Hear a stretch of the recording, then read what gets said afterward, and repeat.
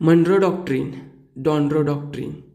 Venezuela आणि ग्रीनलँडसारख्या मुद्द्यांमध्ये अमेरिकेची आक्रमक भूमिका पाहताना हे टंग ट्विस्टिंग वर्ड्स तुम्ही एकदा तरी ऐकले असतील.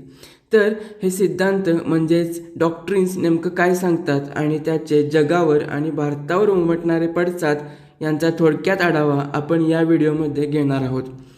तर मनरो डॉक्ट्रिननुसार युरोपियन शक्तींनी उत्तर व दक्षिण अमेरिका खंडात हस्तक्षेप किंवा वसाहतवाद करू नये असा स्पष्ट इशारा अमेरिका देते. बदल्यात अमेरिका युरोपच्या अंतर्गत संघर्षापासून दूर राहील ही भूमिका होती. म्हणजेच अमेरिका या संपूर्ण प्रदेशाला अर्थात उत्तर आणि दक्षिण अमेरिका खंडाला आपलेच प्रभाव क्षेत्र मानते. आता पाहूया डॉनरो डॉक्ट्रीन. हा शब्द डोनाल्ड ट्रम्प आणि मनरो डॉक्ट्रीन यांचा संयोग मानला जातो. याचा अर्थ असा की अमेरिका आपले प्रभाव क्षेत्र वाढवण्यासाठी आर्थिक दबाव, लष्करी शक्ती आणि कूटनीतिक दडपशाही अधिक आक्रमकपणे वापरू शकते. थोडक्यात डॉनरो डॉक्ट्रीन हे मनरो डॉक्ट्रीनचं अधिक आक्रमक रूप आहे.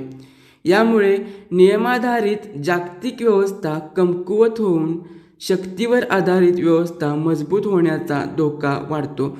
उदाहरणार्थ व्हेनेझुएलाच्या राष्ट्राध्यक्षांना पकडून US मध्ये नेल्याचा दावा आणि त्यावर इतर राष्ट्रांकडून अपेक्षित तीव्र प्रतिक्रिया न येणे हे या बदलाचे संकेत आहेत. याचा परिणाम असा होऊ शकतो की चीन आणि रशियासारखे देशही आपल्या प्रभाव क्षेत्रात अधिक आक्रमक होऊ शकतात.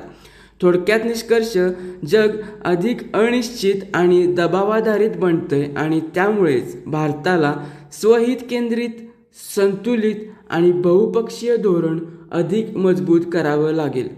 तुमच्या मते भारताने अशा परिस्थितीत कोणता मार्ग निवडावा? कॉमेंटमध्ये तुमचं मत नक्की लिहा.